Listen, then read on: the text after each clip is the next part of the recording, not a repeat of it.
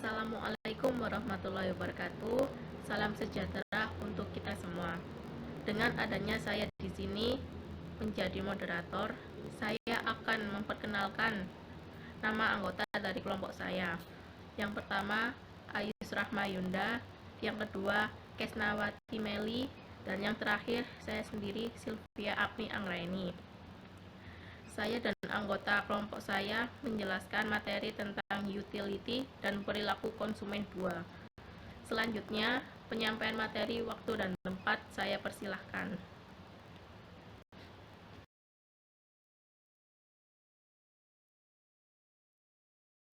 Pengertian kurva indiference. Kurva indiference adalah pendekatan dalam studi tentang perilaku konsumen yang tidak memerlukan ukuran bilangan atau utility. Kurva indiferent menunjukkan semua kombinasi barang yang dapat memberikan tingkat kepuasan atau utility yang sama bagi konsumen. Konsumen menganggap bahwa semua kombinasi yang terdapat dalam suatu kurva indiference mempunyai tingkat preferensi yang sama. Jadi, kurva indiference dapat didefinisikan sebagai kurva yang menghubungkan titik-titik kombinasi sejumlah barang tertentu yang menghasilkan tingkat kepuasan total yang sama. Ciri-ciri kurva indiference. Yang pertama, kurva indiferent mencerminkan tingkat utilitas yang konstan, sehingga konsumen akan merasa sama saja atau indifferent terhadap setiap kombinasi yang terdapat sepanjang suatu kurva indiference. Yang kedua, konsumen dapat memilih untai komoditas mana yang lebih disukai, yang disesuaikan dengan pendapatannya. Yang ketiga, agar utilitas total tidak berubah, kenaikan konsumsi satu barang harus diimbangi dengan penurunan konsumsi barang yang satunya, sehingga kurva indiference mempunyai slope negatif. Yang keempat, karena adanya hukum tingkat substitusi marginal yang menurun, kurva indiference melengkung ke bawah ke arah titik nol. Yang kelima, kurva indiferent yang lebih tinggi mencerminkan tingkat utilitas yang lebih tinggi. Yang keenam, antara kurva indiferent yang satu dengan yang lain tidak pernah saling berpotongan, karena jika kurva indiferent saling berpotongan, kita tidak bisa membandingkan tingkat kepuasannya. Yang ketujuh, kurva indiferent yang lebih tinggi lebih dipilih daripada kurva yang lebih rendah. Yang kedelapan, kurva indiferent miring ke bawah. Kemiringan kurva indiferent ini menunjukkan tingkat di mana konsumen bersedia untuk mengganti satu barang dengan barang lain. Yang kesembilan, kurva indiferent melengkung ke dalam.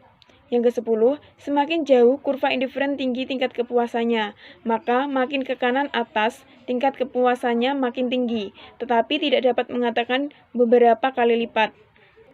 Yang ke-11, kurva indiferent menurun dari kiri atas ke kanan bawah, dan cembung ke titik origin. Kurva ini menggambarkan adanya kelangkaan. Bila suatu barang makin langka, harganya makin mahal. Yang ke-12, kurva indiferent terbentuk cembung terhadap titik origin. Tingkat penggantian barang X terhadap Y semakin kecil. Artinya, jika kita ingin menambah konsumsi satu unit barang X, maka kita harus mengurangi sejumlah unit tertentu barang Y, di mana pengurangan Y semakin lama semakin kecil. Yang ke-13, kemiringan kurva indiferent memiliki arti bahwa kurva tersebut negatif. Jika suatu jenis barang ditambah, maka jenis barang lainnya harus dikurangi untuk mempertahankan tingkat kepuasan yang sama. Yang ke-14, rasionalitas artinya konsumen akan berusaha meningkatkan kepuasannya atau memilih tingkat kepuasan yang tertinggi. Yang ke-15, konveksitas artinya bentuk kurva indiference cembung dari titik origin dari sumbu absis dan ordinat. Yang ke-16, transitivasi artinya konsumen akan menjatuhkan pada pilihan yang terbaik dan beberapa pilihan.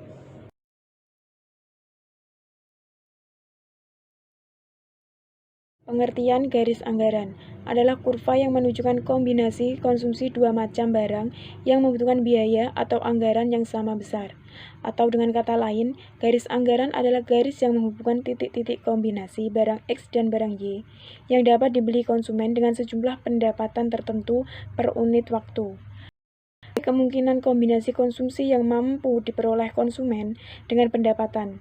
Pada dasarnya, semua orang pasti menginginkan konsumsi yang banyak dan berkualitas tinggi, karena hal tersebut sudah menjadi sifat dasar manusia.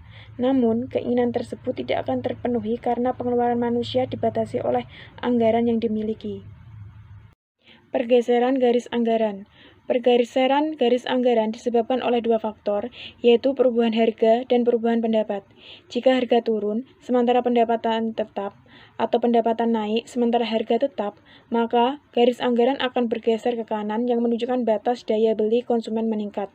Sebaliknya, jika harga naik, sementara pendapatan tetap atau pendapatan turun, sementara harga tetap, maka garis anggaran akan bergeser ke kiri, yang menunjukkan batas daya beli konsumen menurun. Efek perubahan harga dan pendapatan terhadap daya beli dapat dilihat dari besarnya luas bidang segitiga yang dibatasi kurva garis anggaran. Bila luas bidang segitiga makin luas, daya beli meningkat.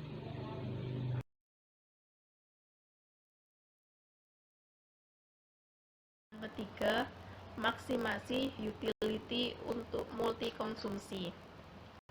Setelah mengetahui kombinasi dari dua jenis barang yang memiliki tingkat utility yang sama atau kurva indifference, serta kombinasi dari dua jenis barang yang bisa dibeli dengan anggaran yang sama atau garis anggaran, maka berikutnya adalah menentukan kombinasi konsumsi mana yang secara konkret dapat memberikan utility maksimal pada konsumennya.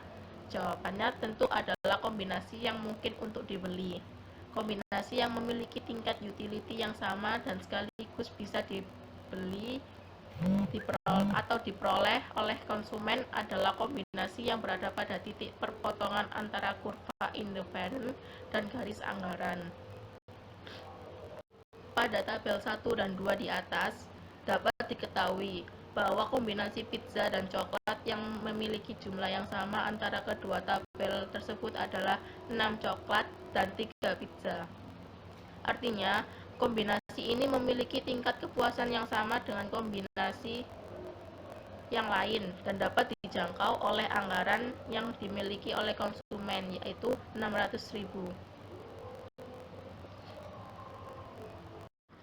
Pada kurva di atas dapat diketahui bahwa kurva indifference IC berpotongan dengan garis anggaran PL. Dan pada titik DC, itu artinya bahwa utility maksimal yang diperoleh oleh konsumen berada pada kombinasi 6 coklat dan 3 pizza. Titik tersebut adalah kombinasi di mana konsumen bisa mendapatkan utility yang sama dengan kombinasi yang lain, tetapi dapat dijangkau dengan anggaran yang dimiliki oleh konsumen. Jika konsumen memilih kombinasi yang lain pada kurva indifference, maka pilihan tersebut tidak dapat dijangkau dengan garis anggaran yang artinya konsumen tidak dapat membelinya. Begitu juga jika konsumen memilih kombinasi yang lain pada garis anggaran, maka pilihan tersebut tidak dapat memberikan utility maksimal sebagaimana kombinasi pada titik DC. Oleh karena itu, konsumen mutlak harus memilih kombinasi pada titik DC untuk memaksimalkan utility yang diperoleh. Dari yang keempat yaitu akibat perubahan pendapatan dan harga. Berikut adalah contoh anggaran pengeluaran, yaitu jumlah uang 1 juta rupiah, harga makanan 20.000 rupiah, dan harga pakaian 200.000 rupiah. Akibat perubahan harga. Nah, dari kurva tersebut dapat diketahui bila harga pakaian naik menjadi 250.000 rupiah atau jumlah uang bisa digunakan untuk membeli 4 pakaian, sedangkan harga makanan tetap, maka garis anggaran bergeser dari AA menjadi seperti yang ditunjukkan oleh anak panah A. Dan bila harga pakaian turun menjadi 100.000 rupiah atau jumlah uang bisa digunakan untuk membeli 10 pakaian, maka berubah seperti yang ditunjukkan oleh anak panah B. Bila harga berubah secara proporsional, perubahan harga menyebabkan perubahan yang sejajar, yaitu garis anggaran pengeluaran yang baru adalah sejajar dengan yang lama. Perubahan pendapatan. Nah, dari kurva tersebut dapat diketahui bila pendapatan turun menjadi hanya 600.000 rupiah atau bisa digunakan untuk membeli 30 makanan atau 3 pakaian, maka garis anggaran pengeluaran telah bergeser secara sejajar ke bawah, yaitu ke kiri. Dan bila pendapatan naik jadi 1.200.000 rupiah yang bisa digunakan untuk membeli 60 makanan atau 12 pakaian, maka berubah seperti yang ditunjukkan oleh anak panah P. Selanjutnya yang kelima adalah efek penggantian dan efek pendapatan. Berhubungan dengan teori nilai guna, penurunan harga akan menambah permintaan karena yang pertama, konsumen lebih banyak mengkonsumsi barang itu dan mengurangi konsumsi barang lain, atau bisa disebut dengan efek penggantian. Dan yang kedua, penurunan harga menambah pendapatan real konsumen, dan kenaikan pendapatan real ini akan menambah konsumsi berbagai barang, atau bisa disebut dengan efek pendapatan. Efek penggantian dan efek pendapatan dapat dipisahkan dengan melihat keadaan keseimbangan yang tidak dipengaruhi oleh efek pendapatan. Hal ini dibuat dengan menentukan keadaan keseimbangan di mana pendapatan real konsumen dianggap tetap. Sekian dari kelompok kami. Bila ada salah kata mohon dimaafkan. Wassalamualaikum warahmatullahi wabarakatuh.